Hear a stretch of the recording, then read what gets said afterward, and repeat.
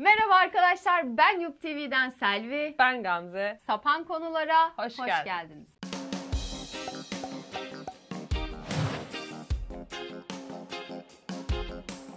Evet, Konu bu zamana kadar doğru bildiğimiz yanlışlar. Ben karıştırıyorum sürekli. yanlış bildiğimiz doğrular. Öyle mi? Hayır be. Doğru. Doğru olabilir yanlışlar. çünkü. Tamam, doğru bildiğimiz yanlışlar. Evet. Konu bu. Evet, sendeyiz. Sen beyninin yüzde kaçını kullanıyorsun? Bilimsel olarak bilmiyorum ama hissiyat olarak sıfır virgüllerde. Yanlış kişiye sordum. Yağız. Sen beyninin yüzde kaçını kullanıyorsun? Beynimin zaten %2'sini kullanıyorum. Geri kalanına ne gerek vardı yani? Vatandaşımız beyninin %99'unu aldırmış. O falandır herhalde. 10. İyi bir oran. Sen? Ben %100. Evet. %100 hali böyleyse sıkıntı çünkü. Evet ama bak şöyle biliyoruz ya, insanlar beyninin işte yüzde bilmem kaçını, 3'ünü 5'ini kullanıyorlarmış da %100'ünü kullanırlarsa işte uçarlarmış, kaçarlarmış, ışınlanabilirlermiş Evet, falan gibi. evet. O yanlışmış işte. Yıktım bütün hayallerimi. Yanlış. O şöyle. Benim zaten hayalimde öyle bir şey yoktu yani. Öyleymiş. Çok zor benim için. İnsanlar günlük enerji miktarının %20'sini beyni kullanırmış. Yani beyin vücudundaki enerjinin yüzdelik bir kısmını kullanırmış. Öyle beyninin %1'i %5'i falan değil. Sağı, solu falan öyle bir şey yok. Sağı, solu, ortası. Beyninin tamamını kullanamadım mesela. Anladın mı? Bunu anlatırken gerçekten kullanamıyorum. Kullanamadım. Öyle. %20'si. Bununla ilgili duymuştum. Bir şey yaparken başka bir şey yapamamak. Yani kasların aynı anda hareket etmemesi işte beyinle doğru orantılı olduğu için. Tam işte böyle bir şey. Nasıl vücudumuzda mesela enerjini ve vücudundaki kaslarını aynı anda çalıştıramıyorsan, beyin de aynı şekilde. Beynin %100'ünü kullanamıyorsun. Çünkü vücudundaki enerjin vücudunun başka organlarına gittiği için beyindeki kaslar ve o enerji işte belli bir miktarını ayırabiliyorsun. Hawking mesela. Vücudunun hiçbir yerini kullanamıyor. Sadece beyni. Karabiza. Doğru. Peki sen böyle bilimsel şeyler söyleyince biliyorsun ben de hep saçma sapan bir şey geliyor. Yutulan sakız. Ben çok yutarım sakızı ya. Bir de midene yapışır falan derler. Sindirilmesi 7 yılmış. Doğruymuş yani, yanlış değilmiş aslında. Hayır, yanlış o. Yanlış. Doğru. Değil. Bak. Hayır, doğru. Değil, bak şimdi söyleyeceğim. Sakızın çiğnenen kısmının vücudunda sindirilemez olduğu ve 7 yıl vücudunda kaldığı yanlışmış. Sakızın içindeki şekeri, nişastayı, oyu buyu falan sindirebiliyoruz. Geri kalan o sindirilemeyen kısmını da Geriye ne kaldı? bağırsaklar yoluyla anında atıyoruz. Sakız zaten ne kalmış? Tam o vücudunda 7 yıl kalmıyor yani. Atabiliyormuşuz onu. Vücudunda atıyorsun. Tabii bütün bir haliyle. Kalan hani nişastayı, şekeri, onu bunu sindirdikten sonra kalan kısmını dışkı yoluyla atıyormuşsun. Ben de yanlış biliyormuşum Yanlış. yani. Burada hemen. Evet, burada çürüttüm kanıtlı. ya. Evet. İyi. Boğa güreşçilerinde. Boğa güreşçileri. Güreşlerinde pardon. Evet. Boğalar böyle kırmızı pelerine doğru gidiyorlar ve biz boğaların kırmızı rengi sevmediğini düşünüyoruz ya. Öyle bir şey yokmuş. Boğalar renk körüymüş zaten. Öyle mi? Evet. Mavi de sallasak. Aynen. Matador bir şey salladığı için sinirleniyormuş. Hareket eden. Evet. Ben de biri karşıma gelse bir şey sallasa bir yerden sonra sinirlenirim yani. Ama sürekli bir şey sallıyor karşında. Doğru. Bir yerden sonra sinirlenirsin yani. Ne salladığına göre de değişir. Şimdi beyaz bayrak sallıyorsa sinirlenmez. Gene sinirlenirim. Yeter yani. Niye be? Barıştır beyaz bayrak, salak. Tamam, barışırsın ama hani anladın mı? Hala sallamaya devam ederse. Yok, o alışkanlık. Genellikle biz uyku saatlerinde esniyoruz ya. Ben her saat esniyorum. İşte her saat esniyorsun çünkü insanlar uykusu geldiği için esnemezmiş. Oksijene ihtiyaç duyduğu zamanlarda esniyormuş. Kocaman almak için. Evet. Yapmasaydın, herkes biliyor esnemeyi, gerizekalı. Göstereyim mi? Herkes biliyordur diye düşünüyorum yani. Esnemek. Hayır, şey de olabilir, böyle gerinmek de olabilir. Esnedik derler ya. Ne? Türkçe değil ya, Türkçe işte. Esnemek. Hayır, başta söyledin uykun gelince esnemek diye, hani oradan yola çıkılıp doğru söylüyorsun ya, anlamayabilirler. Haklısın. Ne dedim? Tamam, şu anda. Beynin %1'i Biri. herkes aynı mıdır? Değildir. Değildir, O yüzden. evet. Öyle Peki yani. sana bir soru. Domates sebze midir, meyve midir? Sebzedir. Sebze değildir. Değil midir? Değildir. Meyvedir. Niye? Meyveymiş yani. Ben de sebze olarak biliyordum. Allah. Hatta salatalık, işte patlıcan, bunlar da meyve. Patlıcan. Evet. Meyve. Evet. Çiğ yenmiyor ki. Çiğ yenebilen şeyler meyve değil midir? Bitkinin tohumunu içinde taşıyan, bitki kendi tohumunu içinde taşıyorsa sebzeymiş. aslında. Tamam, tohumun içine taşıyor domatesle patlıcan. Tamam işte. İşte meyveymiş pardon. Ha. Elmanın içindedir, mandalinanın içindedir, narın içindedir, armutun içindedir. Kabak da meyve o zaman. Kabak da meyve, evet. Dur, başka Domates, ne var biber, yani? patlıcan ve salatalık mesela meyve. Aslında meyveymiş yani. Vallahi aydınlandım. Evet. Peki göstereyim mi? Bak, Çok korkuyorum. şurada yapayım mı? Bak herkes duysun. Gördün mü? Ben gaza gelip her yerimi. Şey yapıyor ya, çat boynunu. Evet. Sen yapıyordun. Aha. Evet. Neyse, parmak çıtlatmak, oranı buranı çıtlatmak, kireçlenmeye, ülsere, ona buna falan sebep oluyor gibi bir bilgi. En sevdiğim şeydir bunu yapmak. Evet. Çıtlatmak. Bunu duyduğumdan beridir yapmıyorum. Yok. Yapmamaya çalışıyorum. Yanlış yani. biliyorsun. Bundan sonra gönül rahatlığıyla çıtlatabilirsiniz. Hiçbir şeye sebep olmuyormuş. Benim. Hiçbir şey olmuyormuş. Niye Çünkü... yapıyoruz Ne? bunu? Niye yaptığımızı bilmiyorum ama yapmamızın bir kireçlenmeye okey, falana tamam. filana sebebi yok. Çünkü şöyle bir tıp doktoru, hatta işte Donald Unger 50 yıl Donald. boyunca sadece sol elindeki parmaklarını kütletmiş, sağ elindekileri kütletmemiş. 50 yıl boyunca bunu yapmış adam. 50 yıllık çalışmasının sonucunda ellerinde kireçleme konusunda herhangi bir farklılık yokmuş. Aynıymış. Hatta adam bu araştırmasından dolayı 2009 yılında da tıp alanında Nobel ödülü kazanmış. Yani her yere vize sıklayabiliyor. Benim için önemli olan bir kısmı buyduysa, Buydu. evet, vizesiz gidiyor. Peki bu tek bir adam üzerinden mi bu sonuca ulaşıyor? Kendi eline yapmış işte. Ulanın. Evet. Şu an Tek beynimi bir adam kullanamıyorum. üzerine ulanımı. Evet öyle. Ama yani bu mantıksız değil mi? Belki başkasında olacak. Herkes denesin 50 yıl Ya boyunca. hayır, adam 50 yıl elini birini kıtlatmış, birini kıtlatamamış işte. Tamam da şimdi o kişideki reaksiyonla herkesteki reaksiyon aynı mı? Onu anlatmaya çalışıyorum. Adam Nobel ödülünü bence 50 yıl boyunca bu çabası için karşılığını Evet. vermişlerdir. Yani araştırmanın Evet yani. hakkaniyetli, doğru %100 Çünkü bu diye bilimsel değildir yani. bir şey değil yani. Sen niye böyle bilim şeylerini çürütmeye çalışıyorsun? Adam bilim Hayır, adamı, tıpçı ya adam. çürütmeye çalışmıyorum. Sadece Koskoca mantıklı Nobel ödülünü bulmuyorum. almış, vermişler. Ya o vize için almıştır onu. 50 yaşından sonra Allah vizeyle mi Allah. uğraşacak? Bunu senin bilmen gerekiyor. Bana Kesin biliyorumdur. Çünkü Söyle. bana bu konuda baskı yapıyorsunuz. Bak sen de dinle.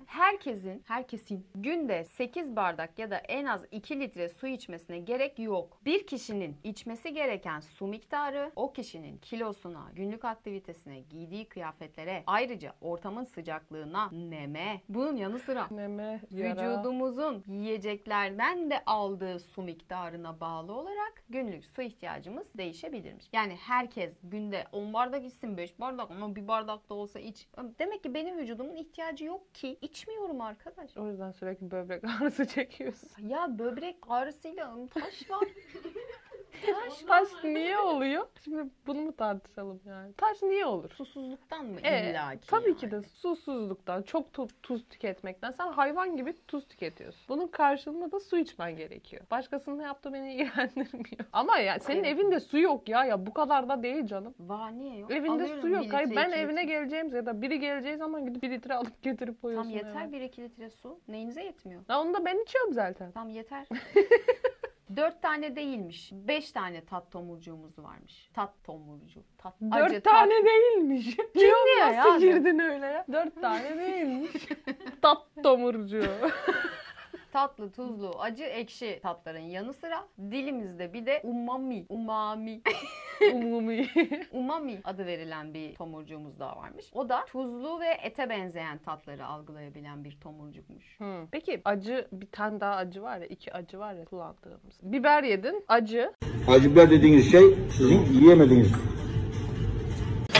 1 minute later. Erkeklik yok.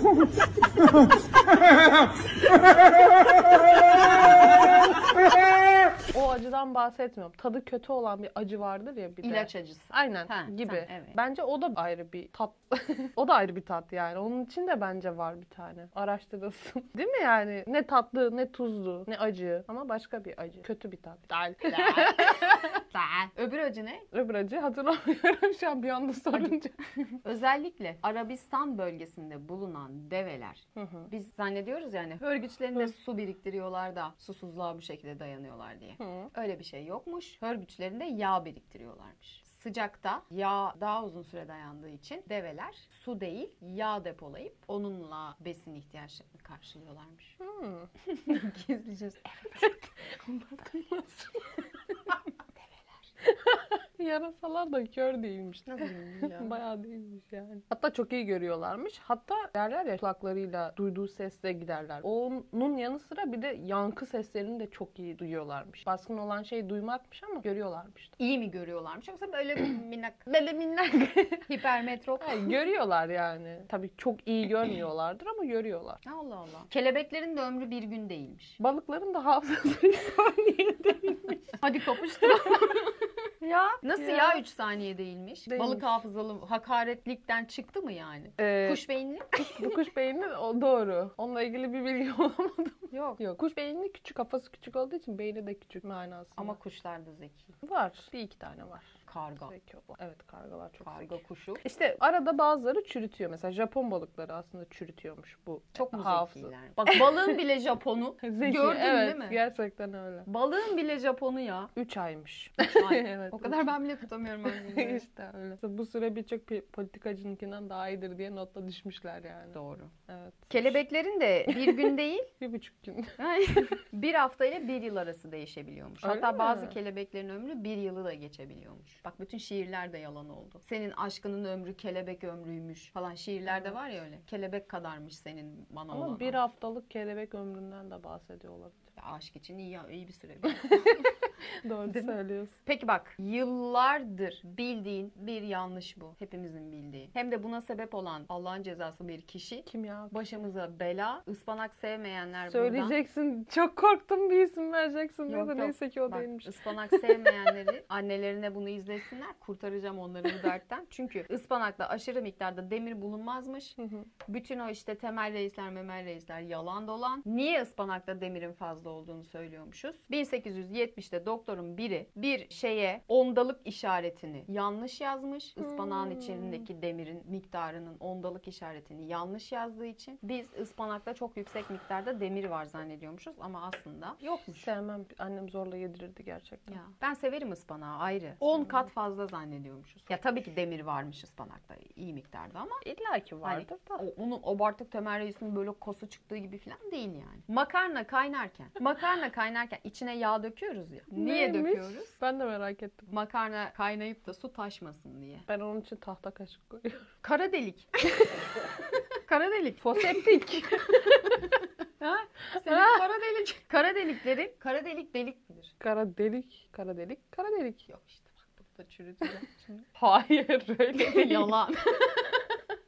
Kara delik değilmiş. Yani delik değilmiş aslında. Öyle bir şey yokmuş. Olağanüstü büyük kütleli yıldızların kendi içlerine çökme... Olağanüstü büyük kütleli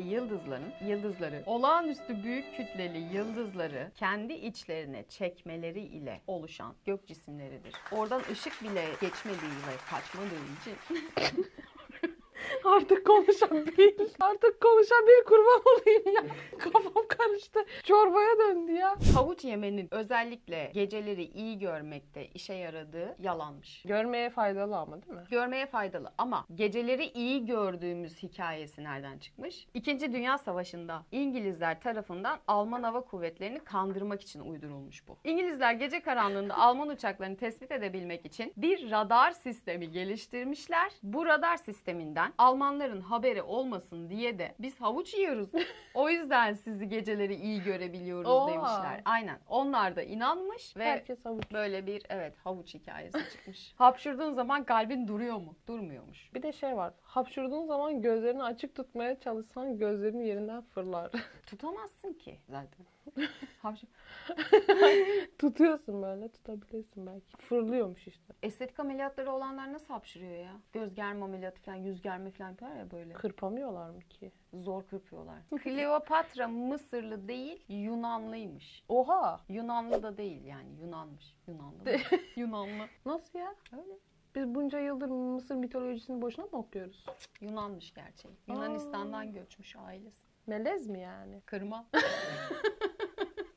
Evet.